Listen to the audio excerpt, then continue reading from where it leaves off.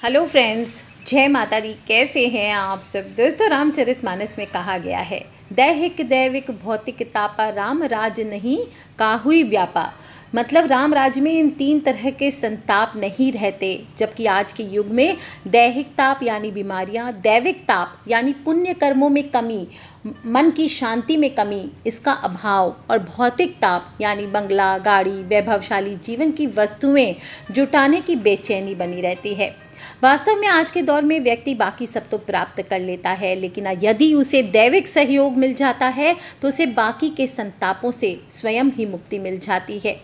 इसलिए कई बार ये जानना जरूरी होता है कि हमें दैवीय शक्तियों का सहयोग कितना मिल रहा है भी कि नहीं, और सीधे सीधे शब्दों में बात कहें कि भगवान हमारे साथ है या नहीं, ये सपनों के द्वारा भी संकेतों से हम पता कर सकते हैं। और कई बार आप देख रहे होंगे कि जब किसी काम के लिए जा रहे, किसी संकट के वक्त आपको ये एहसास होता है, पूर्व आभास हो जाता है कि आपको कुछ नहीं होगा या आपका काम बन ही जाएगा। इसके बाद वैसा ही होता है जैसा आपने सोचा था, तो तय मानिए कि आपके जीवन में भगवान का आशीष है, आपको दैवीय शक्तियों की कृपा बिल्कुल प्राप्त हो रही है।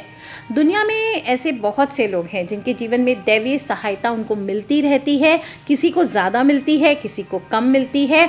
कुछ ऐसे माध्यम हैं जिसके द्वारा अच्छे काम करवाती है ये दैवीय शक्तियाँ। सवाल ये उठता है कि पहचाने कैसे कि ये दैवीय शक्तियाँ आपकी मदद कर रही है या नहीं।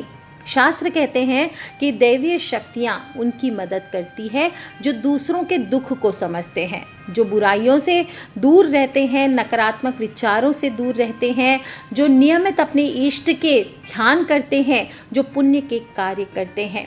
यदि आप समझते हैं कि मैं ऐसा ही हूँ, आपको पूर्ण विश्वास है और इसी तरह से आप अच्छे कार्य की ओर अग्रसर हैं, लोगों की मदद करते हैं, मुसीबत में पड़े लोगों की सहायता करते हैं, तो डेफिनेटली ये सच है कि दैवीय शक्तियाँ आपकी मदद कर रही है। बस आपको थोड़ा सा ध्यान देने की ज़रूरत है कि आप अच्छे मार्ग पर हैं और ऊपरी शक्तियाँ आपको कंटिन्यूअस देख रही है। इसी भावना के साथ आप आगे बढ़ते चले जाइए और दैवीय शक्तियाँ जीवन में और ज़्यादा आपको अवश्य मदद करेगी। दूसरी चीज़ है, विद्वान कहते हैं, अक्सर आपने ज्योतिष में भी सुना होगा और अक्सर यूट्यूब पे भी आजकल छाया ही रहता है कि रात को 3 से 5 के बीच में आप जगे होते हैं, ब्रह्म मुहूर्त होता है 3 से 5। तो यदि आप उस समय जगे होते हैं या फिर आपको दैवीय शक्तियाँ आपको लगता है पुकार रही है, या फिर ऐसा एहसास लगता है इस दौरान कि कोई है, या अचानक से आपकी नींद खुल जाती है या आपको इस दौरान नींद नहीं आती है, कहते हैं इस समय देवता जागृत रहते हैं। और यदि आप बचपन से लेकर आप अभी बड़े होने तक आप इसी समय के बीच उठते रहे हैं, चाहे 10 मिनट के लिए ही सही, तो समझ जाइए कि दैवीय शक्तियों की कृपा आपके ऊपर है और वो आपके माध्यम से कुछ करवाना चाहती है। अब ये नहीं कि आप दिन भर पूरी रात लैपटॉप पे बैठे हैं, वेब सीरीज़ देख रहे हैं और फिर कह रहे हैं कि मैं तो 3 से 5 जगा हुआ था, दैवीय शक्तियाँ, ऐसा नहीं है। अगर आप टाइमली सो जाते हैं समय से और अचानक से लेट सपोज आप 12-1 बजे सोए हैं और अचानक से आप उठ जा रहे हैं, या 10 बजे सोए हैं, अचानक से आप उठ जा रहे हैं, तो ये दैवीय शक्तियाँ आपको संकेत देती कि बस अब उठ जाओ, ये जीवन सोने के लिए नहीं बना है, आपको बहुत कुछ करना है। और कहा जाता है कि सत्व गुण प्रधान लोग इस काल में जगे ही होते हैं, स्वतः ही कई बार अगर सो भी गए तो स्वतः ही उठ जाते हैं। और आयुर्वेद के अनुसार तो इस समय जो बहने वाली वायु होती है वो अमृत तुल्य होती है, अमृत बेला मानी गई है। कहते हैं कि इस काल में दुनिया के मात्र 13% लोग हैं जो जगे होते हैं या जिनकी नींद खुलती है। दोस्तों, कई बार ऐसा होता है नींद में, बार बार आप देखते होंगे कोई मंदिर है, कोई देव स्थान है, कहीं आप उड़ रहे हैं आसमान में, कहीं आप देवी देवताओं से वार्तालाप कर रहे हैं, कहीं देवी देवता आपको इशारा कर रहे हैं, कहीं मुस्कुरा रहे हैं, कहीं प्रसन्न मुद्रा में हैं, चाहे कहीं क्रोधित अवस्था में हैं, कहीं लेटे हुए हैं, कहीं उठे हुए हैं, कहीं उड़ रहे हैं आसमान में। बहुत तरीके से देवताओं के भी लोगों को बहुत सारे सपने आते हैं। कैसा भी सपना आए, चाहे क्रोधित हो भगवान या आप अच्छी प्रसन्न मुद्रा में हो, किसी भी अवस्था में अगर देवताओं के सपने आपको बार बार आ रहे हैं, आप किसी मंदिर में घूम रहे हैं, आप किसी जंगल में, पहाड़ों पे कोई शिवलिंग आपको दर्शन हो रहे हैं, सावन का महीना है, विशेष रूप से कई लोगों को शिवलिंग के दर्शन हो रहे हैं, बहुत सारे मैसेजेस आ रहे हैं कि शिवलिंग दिख रहा है, इसका क्या अर्थ है, शिवलिंग दिख रहा है, क्या अर्थ है। तो ये सभी का अर्थ यही है कि दैवीय शक्तियाँ आप पर मेहरबान है, भोले बाबा की कृपा आप पर बरस चुकी है। दोस्तों, अगर आपके परिवार में ऐसा सिचुएशन है, भले आपने गलतियां भी की हो या अच्छे से भी हों, पर आपके परिवार के सभी लोग, पति पत्नी, बेटा बेटी, जो भी है, आपके माता पिता, बड़े छोटे, आपके बराबर के लोग, सभी आप जो बात कहते हैं वो मानते हैं, तो ये आपसे सभी प्यार करते हैं और आप भी उनसे सबसे प्यार करते हैं, तो समझ जाइए कि दैवीय शक्तियाँ आप पर प्रसन्न हैं। और जीवन में अगर अचानक से जैसे आप कुछ भी कार्य करते, अक्सर लोगों को आपने देखा होगा, लोग कहते हैं मैं जो भी करता हूँ दुर्भाग्य आता है, मैं जो भी करता हूँ दुर्भाग्य आता है। पर कुछ ऐसे भी लोग होते हैं, आप में से कई लोग ऐसे होंगे भी, और मैं भी मानती हूँ कि देवी देवता हमारे साथ हैं, जो चाहो वो होता है, जो चाहते हैं सो मिलता है, जितने की हम आशा करते हैं उतना भगवान देते हैं। तो ऐसे में माना जाता है कि दैवीय शक्तियाँ हमारी मदद कर रहे हैं।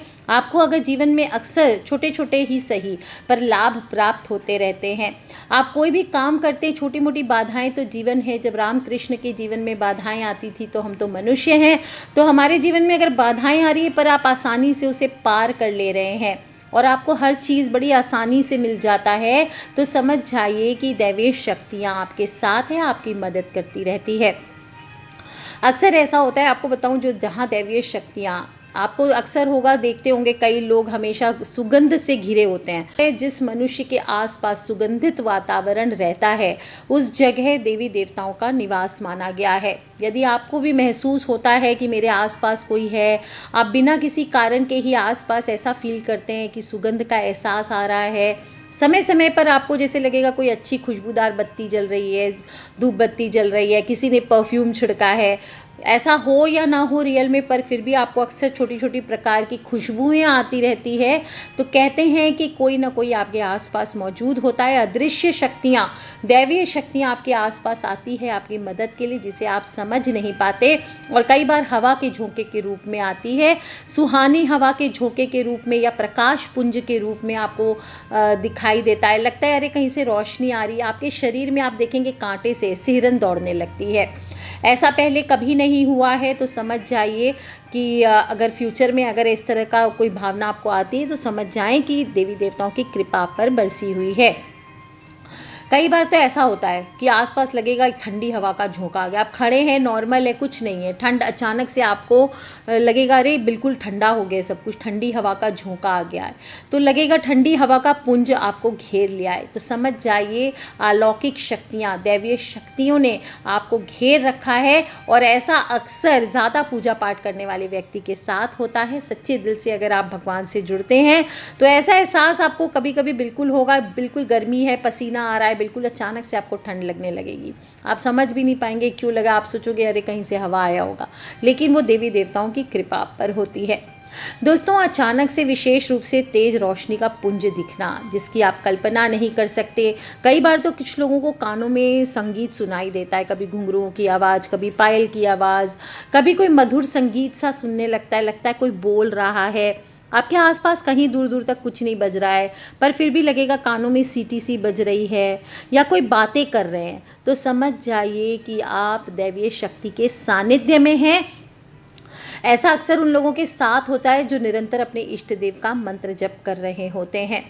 दोस्तों, अक्सर कई बार बहुत सारे लोग कहते हैं कि रात में गहरी नींद में सो रहे थे, लग रहा है किसी ने मेरे को आवाज़ लगाता है, और आप अचानक से उठ जाते हैं, फिर आपको आभास होता है कि यहाँ तो कोई नहीं है, आवाज़ स्पष्ट नहीं थी। ऐसा कई बार हो रहा है, बार बार आपके साथ, या कई बार हो चुका है, चाहे एक दो बार भी हुआ है, तो समझना चाहिए कि अलौकिक शक्तियों की मेहरबानी आप पर है। ऐसे में डरना नहीं चाहिए। आप चाहें तो हनुमान चालीसा उस समय कर लीजिए अगर आपको भय लगता है, और नहीं तो आप अपने इष्ट का ध्यान करके दोबारा से सो जाइए। कई बार आप देखते होंगे घर में अजीब सी आवाज़ें सुनाई देती है, और इनको सुन करके या परछाई दिखाई देती है, लोग घबरा जाते हैं, डर कर कई बार तो आवाज़ का पीछा करने लगते हैं, और जब पीछा करते हैं तो आवाज़ आना बंद हो जाती है। कई लोग क्या करते हैं, घबराहट के कारण लाइट जला देते हैं। लेकिन जब ये आवाज़ें एक निश्चित समय पर आए, तो इनका ना तो आपको पीछा करना चाहिए, ना ही लाइट चालू करना चाहिए। अधिकतर आपने सुना होगा रात के समय अनजानी आवाज़ आती है, ये नकारात्मक ऊर्जा के भी होने का संकेत देती है। ऐसा नहीं कि हमेशा दैवीय शक्तियाँ ही होती है, लेकिन रात के समय निश्चित आवाज़ आती है, तो ये शुभ संकेत भी हो सकता है। इसको पहचानने का तरीका होता है, और जब ये आवाज़ें आए तो इसके बाद आपके जीवन में क्या हो रहा है, इससे कोई भी जो सिद्ध ज्योतिष होते हैं वो आपको समझा सकते हैं। अगर आप मुझसे जानना चाहते हैं तो वीडियो के नीचे लिख करके आप पूछ सकते हैं मुझसे। और यदि रात में 12 से 3 बजे के बीच में आपको विशेष रूप से पायलों की आवाज़ सुनाई देती है तो ये शुभ संकेत माना गया, खराब नहीं है। लोग कई बार इसे नकारात्मक शक्तियों से जोड़कर देख लेते हैं कि पायल की आवाज़, वो मूवीज़ में दिखाते हैं कि पायल की आवाज़ आ रही है तो चुड़ैल आ गई, भूतनी आ गया, ऐसा होता है, और उठ करके लाइट जला देते हैं। ऐसा नहीं करना चाहिए। ज़रूरी नहीं है कि ये जो आवाज़ें आ रही है नकारात्मक शक्तियों के ही संकेत है। अगर इस समय आपको पायलों के चलने की आवाज़ आ रही है तो इसका मतलब ये होता है कि आपके घर में माता लक्ष्मी का आगमन हो रहा है। ऐसे में उस समय आपको भयभीत होने के बजाय प्रसन्न होना चाहिए और मन में जय माँ लक्ष्मी, जय माँ लक्ष्मी, जय माँ लक्ष्मी ऐसा करते हुए सो जाना चाहिए। वहीं कुछ लोग को रात के समय बांसुरी की या घंटी की आवाज़ें आने लगती है। ये आवाज़ें आना बताता है कि आपके आसपास देवताओं का आगमन हो रहा है। ऐसे में आप चुपचाप हरि नाम बोलते हुए सो जाइए।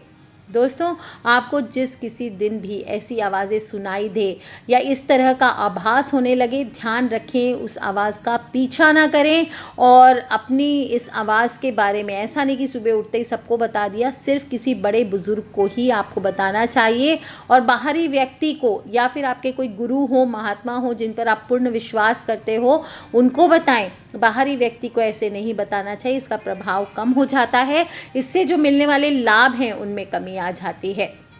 दोस्तों, कई बार गीदड़ की आवाज़ आती है, तो ये कुछ खराब आवाज़ों के भी बारे में हम बात कर लेते हैं, नेगेटिव आवाज़ के बारे में। गीदड़ की आवाज़ आना, कुत्ते की आवाज़ आना, तो जान जाना चाहिए कोई आसपास गलत चीज़ों का वास है, कोई ऊपरी साया है या कोई बुरी आत्मा है, क्योंकि आत्माएं बोलते कुत्तों को और गीदड़ों को दिखाई देती है। और गीदड़ की आवाज़ तो बहुत डेंजरस मानी गई है, मृत्यु तक के संकेत लेकर के आती है।